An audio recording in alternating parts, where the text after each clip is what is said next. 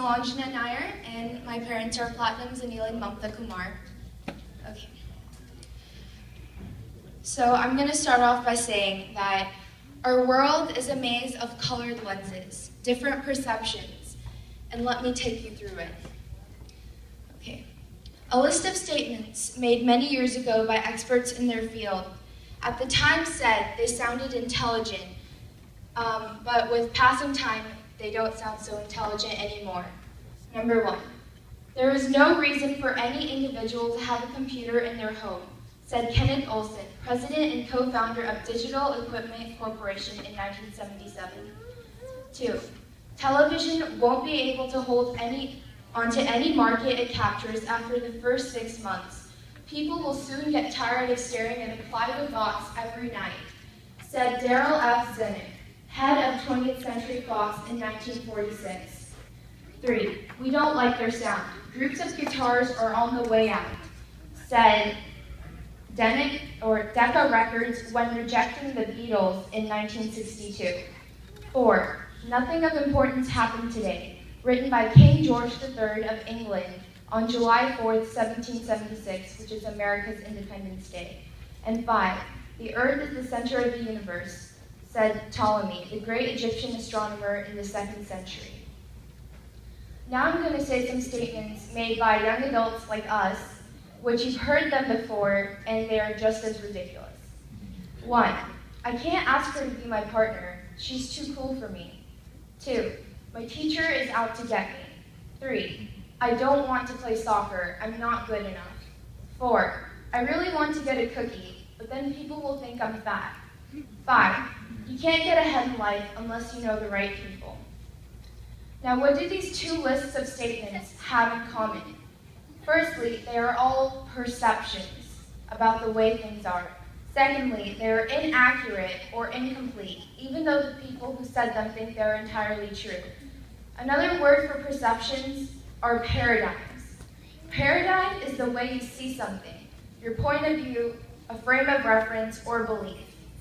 As you notice, they create limitations. For instance, you may think you don't have what it takes to get into college or a particular sports team. But remember, Ptolemy thought that the center of the universe was Earth. And I like to think that paradigms are like glasses. When you have incomplete paradigms about yourself or life in general, it's like having the wrong prescription of glasses. Lens affect the way everything you see, or lens affect the way you see things, and what you see is what you get. So I want you to stop right now and consider this question. Are your paradigms or perceptions helping or hindering you? Okay, now I'm going to read a story about King Louis's son. King Louis had been taken from his throne and imprisoned. His young son, the prince, was taken by those who dethroned the king. They thought that inasmuch as the king's son was heir to the throne, if they could destroy him morally, he would never realize the great and grand destiny that life had bestowed upon him. They took him to a community far away and they exposed the lad to every filthy and vile thing that life could offer. They exposed him to foods, the richness of which would quickly make him a slave to appetite.